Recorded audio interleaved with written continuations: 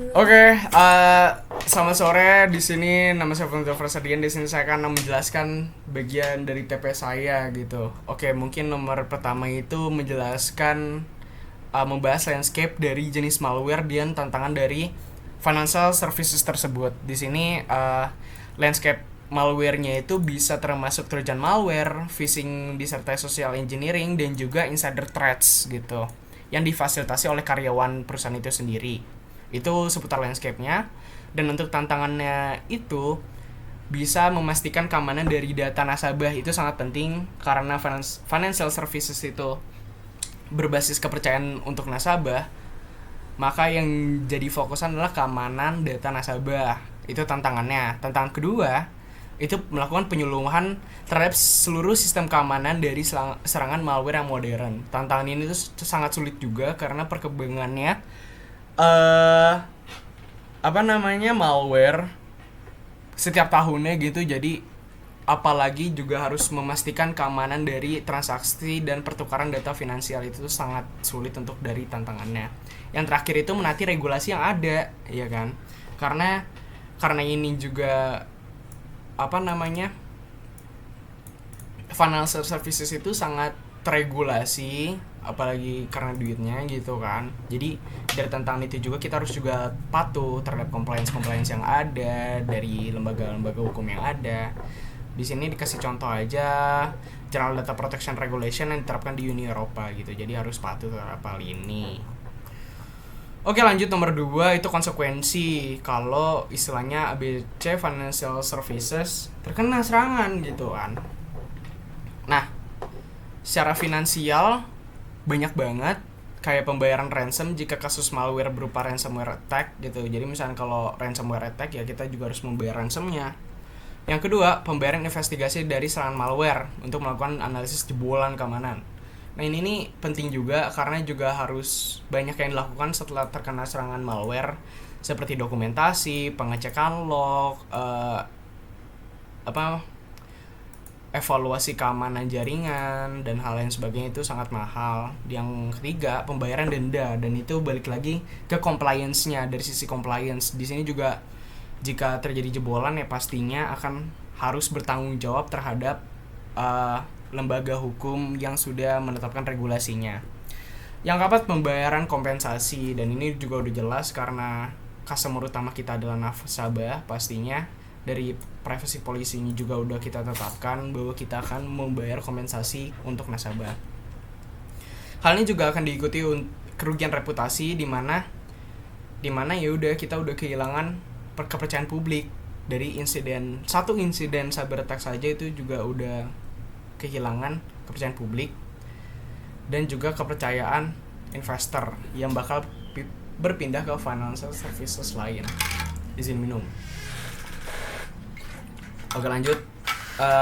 Nomor 3, tindakan keamanan yang dapat dilakukan dari sisi deteksi mitigasi untuk 3 aspek: endpoint, jaringan, dan aplikasi atau web.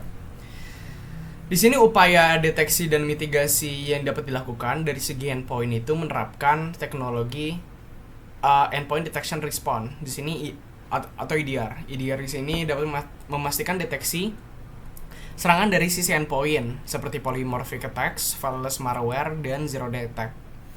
Di sini juga EDR dapat memberikan laporan secara real time sembari melakukan deteksi dan mengindikasi adanya malware. Oke, untuk sisi jaringan sangat simpel, yaitu melakukan segmentasi untuk segi infrastruktur jaringan. Ini walaupun simpel juga akan susah untuk diaturnya dan akan mahal juga untuk menerapkan infrastruktur seperti ini.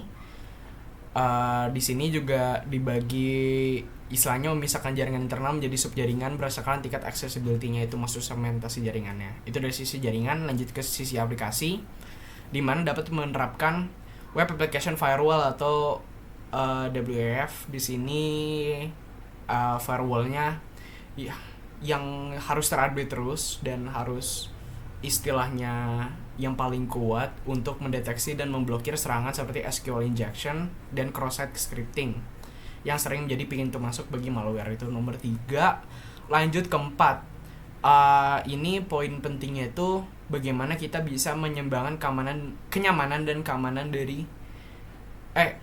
kenyamanan dari customer atau customer experience dan menyeimbangkannya dengan keamanan dari sistem kita gitu.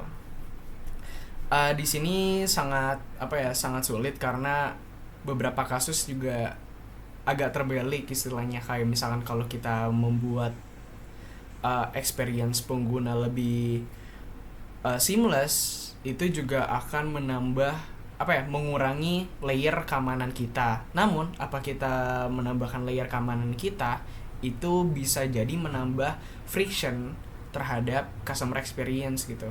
Jadi untuk beberapa solusinya yang sudah umum diterapkan itu menjaga customer experience melalui pelayanan customer service 24/7 gitu. Kayak ya biar customer juga bisa melaporkan ke sumber yang reliable gitu, dan kita juga bisa menerima laporannya secara langsung di waktu apapun. Dan yang kedua itu multi-factor authentication atau MFA. Di sini ya menambahkan layer keamanan tanpa istilahnya memberikan friction yang banyak terhadap customer experience. Di sini yang umum dilakukan adalah penggunaan OTP dan juga metode biometrik seperti fingerprint dan face recognition. Yang ketiga itu mempromosikan kredensial yang terdapat di sistem keamanan kita. Istilahnya kita juga bisa mempromosikan sistem keamanan yang sudah kita terapkan tuh sangat aman gitu, dan juga bisa kita kasih tahu kredensialnya seperti PCI yang merupakan standar sekuritas data untuk transaksi perbankan melalui kartu. Itu juga bisa meyakinkan customer kita untuk lebih nyaman lah gitu terhadap keamanan kita. Yang keempat itu sudah umum juga menerapkan enkripsi end to end. Di sini secara basisnya harusnya udah ada untuk dari setiap financial services, apalagi penggunaannya remote gitu kayak mobile banking. Ini sebenarnya harus diterapkan. Yang nomor 5 itu peran dari pelatihan karyawan dan juga berapa pentingnya ABC Financial Services memastikan bahwa staffnya tetap waspada mengetahui tentang ancaman malware. Itu berapa pentingnya. Menurut saya itu paling penting dikarenakan aspek manusia juga harus yang dijadikan prioritas, karena beberapa titik lemah dari suatu keamanan jaringan biasanya terdapat dari aspek manusianya gitu, dan juga bisa menyebabkan human error seperti phishing dan juga social engineering. Oleh karena itu hal-hal yang dapat diterapkan oleh ABC Financial Services adalah melakukan pelatihan keamanan cyber yang berdasarkan kebutuhan spesifik gitu. Istilahnya apapun karyawan itu kerjakan, maka penyuluhan terhadap keamanan cybernya itu yang sangat relevan terhadap role-nya gitu. Dimana kalau sebagai contoh di sini base level staff itu akan dilakukan penyuluhan yang sesuai dengan mereka, dan itu akan berbeda juga terhadap penyuluhan keamanan terhadap si level management gitu, itu istilahnya. Dan juga bisa memaparkan resiko-resiko nyata yang bisa mereka hadapi. Yang kedua itu melakukan pelatihan yang interaktif. Di sini tuh maksud saya pelatihan yang diterapkan itu bukan berdasarkan seminar, propaganda, namun juga dengan simulasi gitu, agar mereka juga tahu apa resiko-resiko yang dapat mereka hadapi secara langsung, dan juga mereka juga bisa menerapkan prosedur-prosedur yang sudah ditetapkan secara langsung gitu, dengan ya tadi melakukan simulasi misalkan phishing, social engineering, dan hal lain sebagainya. Yang ketiga itu melakukan pemantauan dan penyempurnaan berkelanjutan terhadap pelatihan tersebut. Di sini maksud saya adalah kita dapat melakukan evaluasi mungkin setiap paruh atau setiap ada terjadi tren serangan, itu tuh harus kita perbarui selalu gitu, dan kita harus melakukan penyempurnaan terhadap pelatihannya, dimana ini juga akan mengikuti perkembangan dari tren malware untuk financial services. Itu lanjut ke nomor 6 yang terakhir itu estimasi kerugian dan apa aja berbagai jenis approach yang saya gunakan gitu. Di sini mostly dari website CompTIA. CompTIA dia juga dalam websitenya ngasih beberapa referensi yang valid juga. Mungkin approach yang saya hitung itu dari waktu identifikasi dan penanganan serangan. Ini secara detailnya dibutuhkan perusahaan 200 hari lebih untuk identifikasi serangan, di mana bisa mencapai kerugian 7,3 juta gitu dolar. Untuk kedua, biaya penanganan dan remediasi ini sama aja seperti nomor 2. Nomor 2 tadi pembahasan konsekuensi, di mana biaya penanganan dan remediasinya itu dapat bermacam-macam, kayak dokumentasi serangan, karantina hardware atau software yang terinfeksi, eliminasi ancaman, menganalisis lokativitas, memperbaiki atau mengganti sistem yang terinfeksi, dan yang terakhir implementasi perbaikan keamanan. Di sini juga karena kita tidak tahu secara mendetail apa serangan yang dialami oleh ABC Financial Services, maka diasumsikan terkena yang paling parah dan harus menerapkan semua prosedur ini. Dan untuk rata-rata, dan di sini dari sumber Filter Fact itu tuh rata-rata pengeluaran untuk remediasi perusahaan bisa mencapai $150,000 per cyber attack-nya. Yang ketiga itu balik lagi ke denda dan penalti regulasi. Di sini tuh bisa ada bermacam-macam sesuai tergantung dari regulator dan apa saja yang dilanggar gitu. Di sini kayak HIPAA bisa denda di antara $50 hingga $50,000 per catatan. Ini bisa dari GDPR. Di sini tuh dendanya itu berdasarkan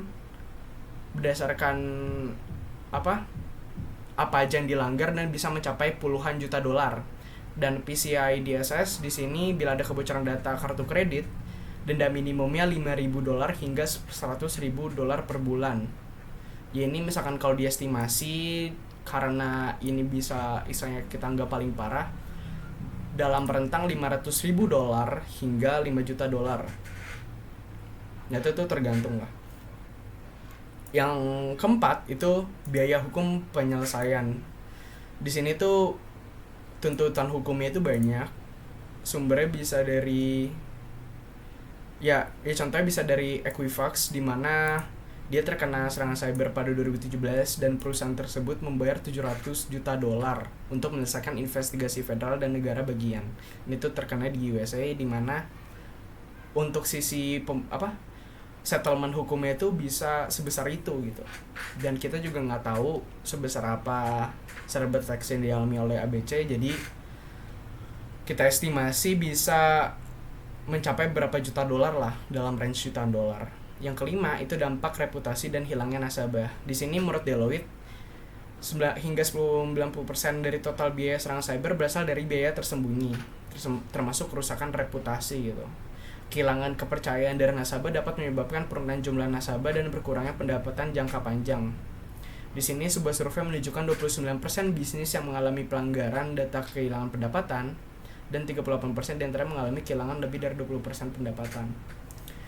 Di sini tuh dari estimasi kerugian reputasi bisa mencapai $100 juta dan mereka kehilangan 20% dari nasabah mereka. Dan ini bisa juga diestimasi $20 juta per tahunnya untuk beberapa tahun ke depan. Dan yang terakhir itu masih berkaitan dengan reputasi. Di sini peluang kehilangan bisnis, di mana ya karena basisnya itu kepercayaan dari nasabah atau pelanggan, ya bisnis kita bisa hilang sepenuhnya gitu, walaupun hanya terjadi serangan cyber sekali saja gitu. Dan ini kesimpulannya, itu dari saya. Terima kasih.